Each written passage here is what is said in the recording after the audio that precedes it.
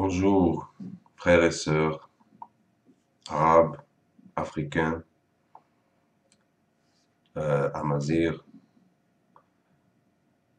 frères et sœurs blancs de toutes les races, parce que on est tous des frères et sœurs, parce qu'on vient tous d'Afrique. Dans ce segment, je vais commencer à parler de ma petite connaissance de ce qu'est l'Afrique, ce qu'est l'histoire africaine et les choses qui sont liées à l'histoire africaine. Alors, tout d'abord, le nom Afrique, c'est un nouveau nom par rapport à l'histoire africaine. L'histoire du peuple noir date depuis la création, depuis le premier être humain.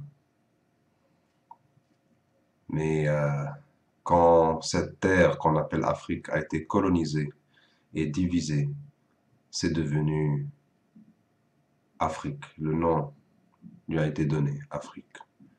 Ce nom Afrique n'est pas un nom africain, ce n'est pas un mot africain.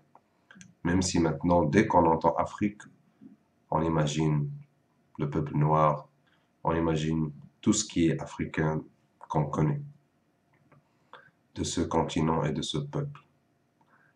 Mais en fait, même en Afrique, il y a plusieurs peuples différents, il y a plusieurs tribus différentes.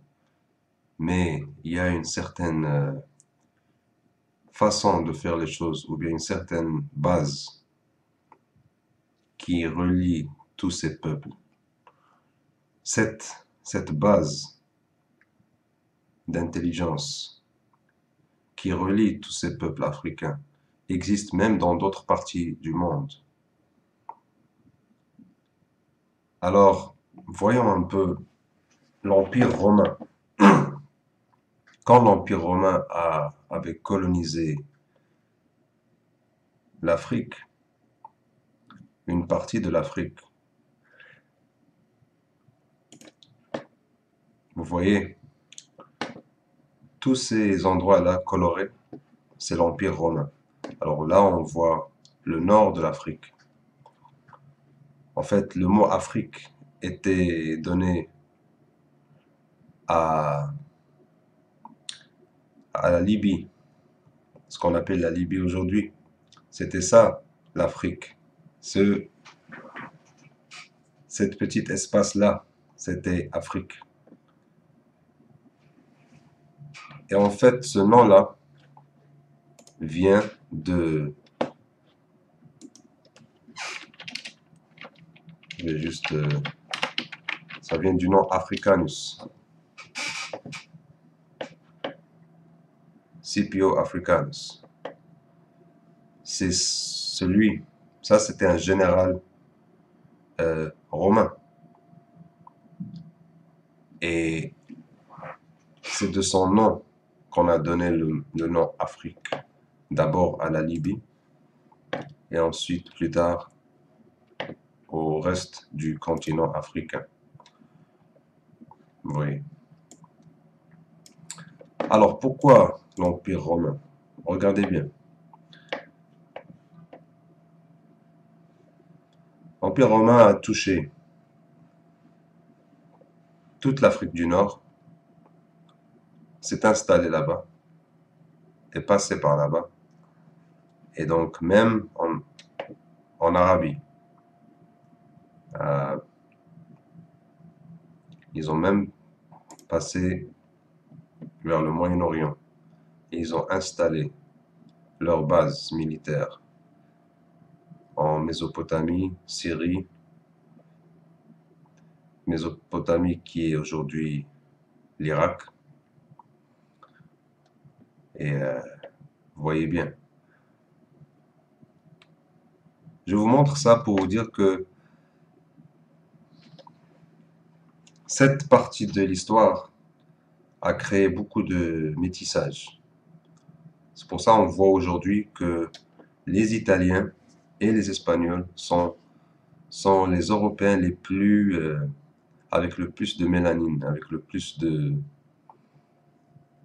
de cheveux noirs, de métissage. Ça vient parce que depuis cette époque-là, les Romains ont pris ces terres-là. Ils ont commencé à se mélanger avec les peuples. Même en Arabie, on voit que les Syriens, certains Irakiens et peut-être tout ou bien la plupart des Libanais ressemblent aux Européens. Ça, c'est surtout à cause de l'Empire romain. Bien sûr, il y avait beaucoup plus de colonisation euh, bien avant l'Empire romain. Et l'Empire romain a vraiment accentué ça. Au Maroc, on voit, même au nord du Maroc, les gens qu'on a au nord, ben, plein parmi eux, vous ne pouvez pas dire ou bien reconnaître la différence entre eux et un Européen ou une Européenne. Je dis tout ça pas par préjugé ou racisme, c'est juste pour connaître l'histoire de ce qui s'est passé. Alors, autre chose que je vais vous dire, c'est que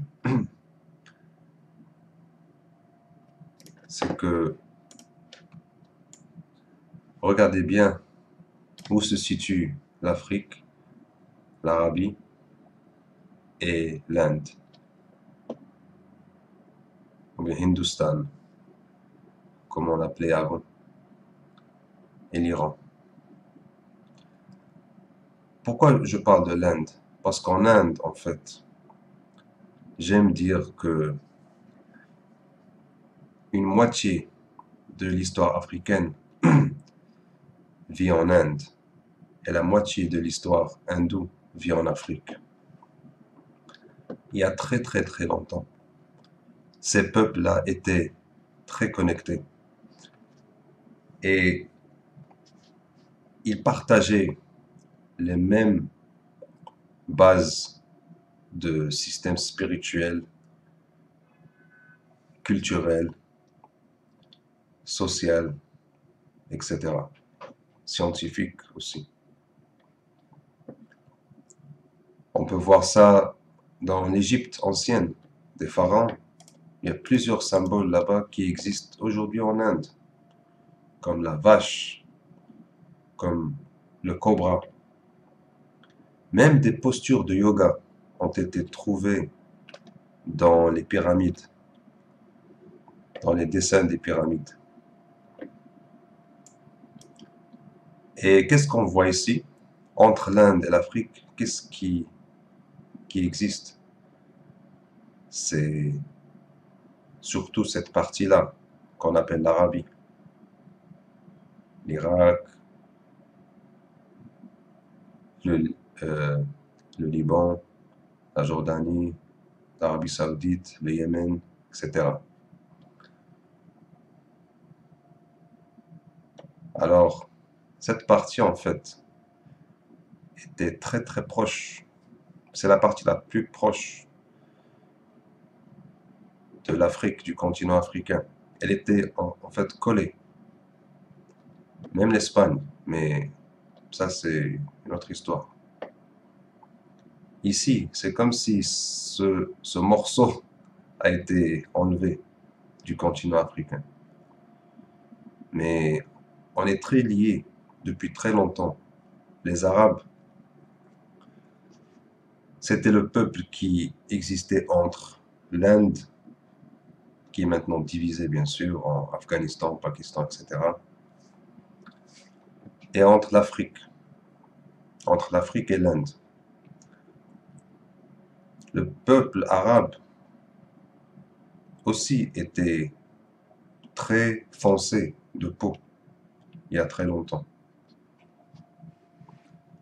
Non seulement ça, mais même culturellement, spirituellement, on avait plein de choses en commun avec l'Inde et avec l'Afrique. Aujourd'hui, quand vous voyez un arabe, souvent, on a l'air, souvent nous les Arabes, on a l'air de métis. Il y a beaucoup d'Arabes qui ressemblent aux métis. Même Barack Obama qui est métis, au début, on disait que c'était un Arabe. C'était en fait pour l'insulter. Mais c'était pour dire que, regardez, c'est un Arabe. Euh, donc il ressemble aux Arabes. Mais bien sûr, aujourd'hui, on ne peut plus dire qui est un Arabe, qui n'est pas un Arabe, juste en le regardant. Pas comme quand on voit un Noir, on dit, ah, c'est un Africain. Ça se voit, c'est clair. Mais l'arabe maintenant, aujourd'hui, est très mélangé. Mais il y a très très longtemps, nos racines étaient noires. On était très foncé. On était très, voilà, voilà.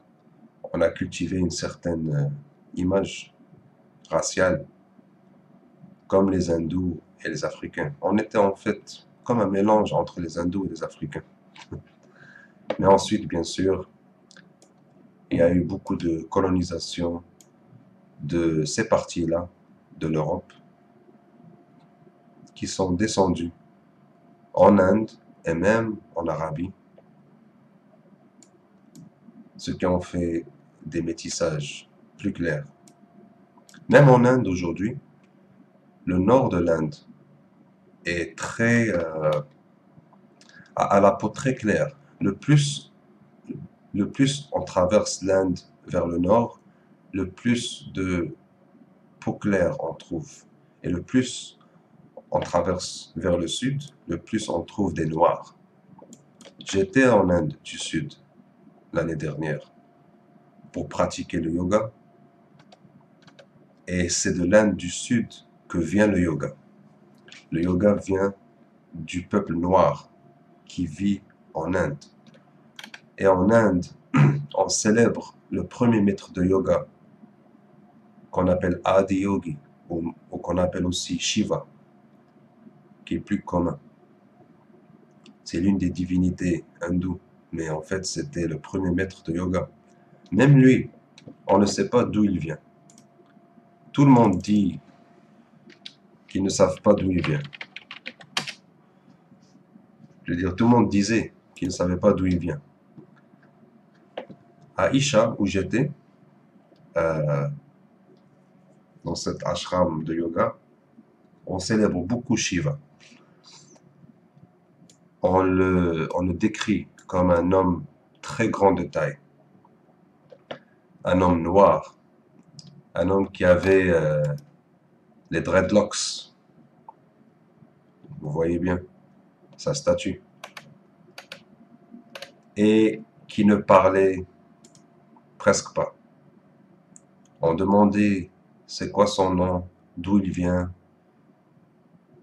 quelle est sa famille, il ne disait rien. Il a tout simplement transmis la science du yoga de manière énergétique. Ceux qui pouvaient s'ouvrir à lui recevaient son enseignement sous une forme énergétique. Ça peut paraître un peu difficile à comprendre pour certains, mais plein de choses ont été faites comme ça à l'époque. Les choses se font comme ça, même aujourd'hui, mais c'est rare de voir ces choses-là. Aujourd'hui, on vit dans un monde où il faut qu'on parle. On parle, on parle. On est devenu très, très intellectuel et donc il faut qu'on parle, il faut qu'on utilise la langue, il faut qu'on analyse les choses. Mais avant, les gens étaient très réceptifs à l'énergie universelle, à l'énergie vitale. Et plein de choses ont été transmises que par énergie. Donc Shiva avait utilisé cette méthode pour transmettre son savoir sur le yoga, sur la science occulte. En fait, la science occulte vient du yoga. Toutes les traditions spirituelles viennent du yoga. viennent de cette science qu'on appelle le yoga. Et cette science, comme je vous ai dit, on peut la voir de façon très forte en Égypte ancienne. Alors, voici, ça c'était une petite partie de l'histoire de l'Afrique et l'histoire des Arabes et de l'Inde. Juste un petit quelque chose pour démarrer un peu cette nouvelle série que je fais. Alors, je vous remercie et je vous dis à la prochaine. Merci beaucoup pour avoir vu cette vidéo. À la prochaine fois avec beaucoup plus d'informations sur l'histoire africaine.